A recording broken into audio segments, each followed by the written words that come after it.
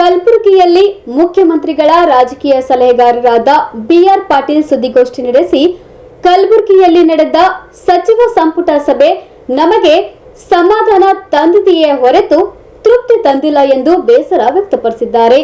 ನಗರದಲ್ಲಿಂದು ಮಾಧ್ಯಮದವರೊಂದಿಗೆ ಮಾತನಾಡಿದ ಅವರು, ನಿನ್ನೆ ಕಲಬುರಗಿಯಲ್ಲಿ ನಡೆದ ಸಂಪುಟ ಸಭೆಯಲ್ಲಿ ಹಲವು ವಿಚಾರಗಳ ಬಗ್ಗೆ ಚರ್ಚೆಯಾಗಬೇಕಿತ್ತು.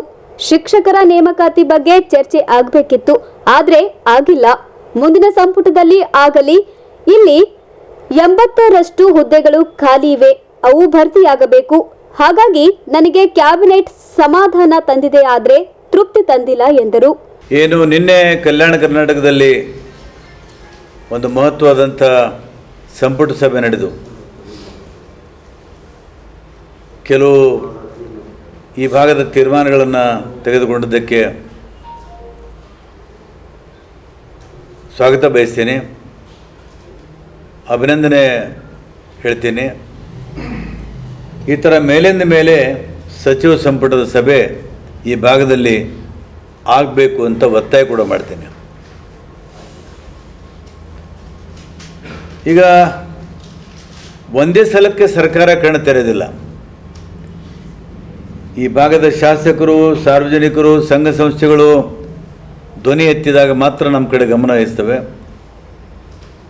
ಆ ಒಂದು ಪ್ರಕ್ರಿಯೆ ಕಲಬುರಗಿಯಲ್ಲಿ ನಡೀತು. ಬಹುಶಃ ಕೆಲವರು ತಾವೆಲ್ಲ ಅಫ್ಜಲ್ಪುರದಲ್ಲಿ ಯಾವುದೋ ಒಂದು ಪತ್ರಕರ್ತರ ಸಮ್ಮೇಳನದಲ್ಲಿ ಭಾಳ ಜನ ಹೋಗಿದ್ದು ಕಾಣ್ತದೆ. SP ಕಾಮರ್ಸ್ ಕಾಲೇಜಿನ ಆಡಿಟೋರಿಯಂದಲ್ಲಿ ಪ್ರೊಫೆಸರ್ TR ಚಂದ್ರಶೇಖರ್ ಅವರು ಮತ್ತು ರಜಾಕ್ ಉಸ್ತಾದ್ ಅವರು ಹಾಗೂ ಕುಮ್ನೂರವರು ಭಾಳ ಅರ್ಥಪೂರ್ಣವಾಗಿ ಈ ಭಾಗದ ವಿಷಯಗಳ ಬಗ್ಗೆ ಮಾತನಾಡಿದರು, ಮಂಡಿಸಿದರು ಮತ್ತು 15 ನಿರ್ಣಯಗಳನ್ನು ಕೂಡ ಅವತ್ತು ತಗೊಂಡೆವು. 15 ನಿರ್ಣಯಗಳು. ಅದನ್ನು ಹೋಗಿ ನಮ್ಮ ಬಸವರಾಜ್ ದೇಶಮುಖ್ ಶರಣಬಸವೇಶ್ವರ ಸಂಸ್ಥಾನದ ಕಾರ್ಯದರ್ಶಿಗಳು ಅವರು ಲಕ್ಷ್ಮಣ ದಸ್ತಿಯವರು ಇನ್ನಿತರರು ಹೋಗಿ ಮುಖ್ಯಮಂತ್ರಿಗಳನ್ನು ಭೇಟಿ ಮಾಡಿ ಆ ನಿರ್ಣಯಗಳನ್ನು ಕೂಡ ಕೊಟ್ಟಿದ್ದಾರೆ. ಅದರಲ್ಲಿ ಕೆಲವು ಅಂಶಗಳು ಒಪ್ಪಿದ್ದಾರೆ, ಕೆಲವು ಬಹುತೇಕ ಅಂಶಗಳು ಒಪ್ಪಿಲ್ಲ. ಅದು ಸರ್ಕಾರದ ಇತಿಮಿತಿ, ಅದರ ಬಗ್ಗೆ ನಾನು ಮಾತಾಡೋದಿಲ್ಲ. ಒಂದು ಭಾಳ ಪ್ರಮುಖವಾದಂಥ ವಿಷಯವನ್ನು ಒಪ್ಪಿದ್ದಾರೆ. ಈ ಭಾಗದಲ್ಲಿ ಸಚಿವಾಲಯ ನಾವು ಸ್ಥಾಪನೆ ಮಾಡ್ತೀವಿ ಅನ್ನೋಂಥದ್ದು ಇದು ಮಹತ್ವವಾದಂಥ ಹೆಜ್ಜೆ. ಯಾಕಂದರೆ ಇದು ಯೋಜನಾ ಇಲಾಖೆ ಒಳಗಡೆ ಬರ್ತಾ ಇರೋದ್ರಿಂದ ಯೋಜನಾ ಇಲಾಖೆಯಿಂದ ಹೊರಗೆ ತಂದು ಪ್ರತ್ಯೇಕವಾದಂಥ ಸಚಿವಾಲಯ ಮಾಡ್ತಾ ಇರೋಂಥ ಸರ್ಕಾರ ನಿರ್ಧಾರ ತಗೊಂಡಿರೋದು ಭಾಳ ಸ್ವಾಗತಾರ್ಹ.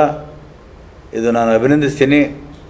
ಇದು ಭಾಳ ದೊಡ್ಡ ಬದಲಾವಣೆ ಆಗ್ತದೆ ಅನ್ನುವಂಥ ಭರವಸೆ ಕೂಡ ನಾನು ತಮ್ಮ ಮೂಲಕ ಹೇಳಲಿಕ್ಕೆ ಬಯಸ್ತೀನಿ. ಈ ಮಧ್ಯ ವಿರೋಧ ಪಕ್ಷ ನಾಯಕರಾದ ಮಾನ್ಯ ಆರ್ ಅಶೋಕ್ ಅವರು ಕಲ್ಯಾಣ ಕರ್ನಾಟಕದಲ್ಲಿ ಸಂಪುಟ ಸಭೆ ನಡೆಸಿದ ಮಾತ್ರಕ್ಕೆ ಕಲ್ಯಾಣ ಕರ್ನಾಟಕದ ಅಭಿವೃದ್ಧಿಯಾಗಿ ಬಿಡುತ್ತದೆಯೇ ಎಂದು ವಿರೋಧ ಪಕ್ಷದ ನಾಯಕ ಆರ್ ಅಶೋಕ್ ಪ್ರಶ್ನಿಸಿದರು. ಒಂದೇ ಸಲಕ್ಕೆ ಬಗೆಹರಿಲ್ಲ. ಹಾಗಾಗಿ ನಾವು ಕೇಳಬೇಕಾಗ್ತದೆ. ನೀವು ಯಡಿಯೂರಪ್ಪನವರು ಇಲ್ಲಿ ಮಂತ್ರಿಮಂಡಲ ಸಭೆ ಮಾಡಿದರು, ಜಗದೀಶ್ ಶೆಟ್ಟರ್ ಮಾಡಿದರು, ಅವಾಗೆಲ್ಲ ಸಮಸ್ಯೆ ಬಗೆಹರಿತಾ? ಈ ಪ್ರಯತ್ನದ ಹೆಜ್ಜೆಗಳಿವು, ಹೆಜ್ಜೆ ಗುರುತುಗಳು ಉಳಿಬೇಕು ಅನ್ನುವಂಥ ನಿರ್ದೇಶನದಿಂದ ಇದನ್ನು ಮಾಡ್ತೀವಿ. ಮತ್ತು ಬಿಟ್ಟಿ ಪ್ರಚಾರ ಗಟ್ಟಿಸಿಕೊಳ್ಳಲು ಕಾಂಗ್ರೆಸ್ ಸರ್ಕಾರ ಹೊರಟಿದೆ ಅಂತ ಅವ್ರು ಹೇಳಿದರೆ ಇದನ್ನು ಖಂಡಿಸ್ತೀನಿ. ಬಿಟ್ಟಿ ಪ್ರಚಾರ ಅಲ್ಲ, ಇದು ಪ್ರಾಮಾಣಿಕ ಪ್ರಯತ್ನವನ್ನು ನಾವು ಮಾಡಿದ್ದೇವೆ. ಇದರಲ್ಲಿ ಬಿಟ್ಟಿ ಪ್ರಚಾರ ಗಟ್ಟಿಸಿಕೊಳ್ಳುವಂಥ ಸಂದರ್ಭ ಇಲ್ಲ, ಅಂಥ ಅನಿವಾರ್ಯತೆ ಕೂಡ ಇಲ್ಲ. ಮತ್ತು ಕಲ್ಯಾಣ ಕನ್ನಡ ಅಭಿವೃದ್ಧಿಗೆ ಪ್ರತಿ ವರ್ಷ 5,000 ಕೋಟಿ ನೀಡುವುದಾಗಿ ಪಕ್ಷದ ಪ್ರಣಾಳಿಕೆ ನೀಡಿದೆ. ಪಕ್ಷದ ಪ್ರಣಾಳಿಕೆಯಲ್ಲಿ ಮಾನ್ಯ ಮುಖ್ಯಮಂತ್ರಿಗಳು ಪಕ್ಷ ಹೇಳುವುದು ನಿಜ. ಸದನದಲ್ಲಿ ಕೂಡ ಮಾನ್ಯ ಮುಖ್ಯಮಂತ್ರಿಗಳು ಅನೇಕ ಸಲ ಪ್ರಸ್ತಾಪ ಮಾಡಿ ಹೇಳಿದ್ದಾರೆ, 5,000 ಕೋಟಿಯನ್ನು ನಾನು ಈ ಭಾಗದ ಅಭಿವೃದ್ಧಿಗಾಗಿ ಅನುದಾನವನ್ನು ಕೊಡ್ತೀವಿ ಅನ್ನುವಂಥ ಭರವಸೆಯನ್ನು ಕೊಟ್ಟಿದ್ದಾರೆ. ಅದು ಅಸೆಂಬ್ಲಿ ರೆಕಾರ್ಡಲ್ಲಿದೆ, ದಾಖಲೆ ಇದೆ. ಹಾಗಾಗಿ ಆ ದಾಖಲೆಯಿಂದ ಹಿಂದೆ ಸರಿಯುವಂಥ ಕೆಲಸ ಆಗೋದಿಲ್ಲ, ಆಗಲಿಕ್ಕೆ ನಾವು ಕೂಡ ಬಿಡೋದಿಲ್ಲ. ಯಾಕೆ ನಮಗೆ ಹಕ್ಕಿದೆ, ಅವರು ಮಾತಿನಂತೆ ನಡ್ಕೋಬೇಕು ಅನ್ನುವಂಥದ್ದು ನಮ್ಮ ಒತ್ತಾಯ ಕೂಡ, ವಿನಂತಿ ಕೂಡ ಇದೆ. ಅದನ್ನು ನಾವು bureau report in Gulbarga news.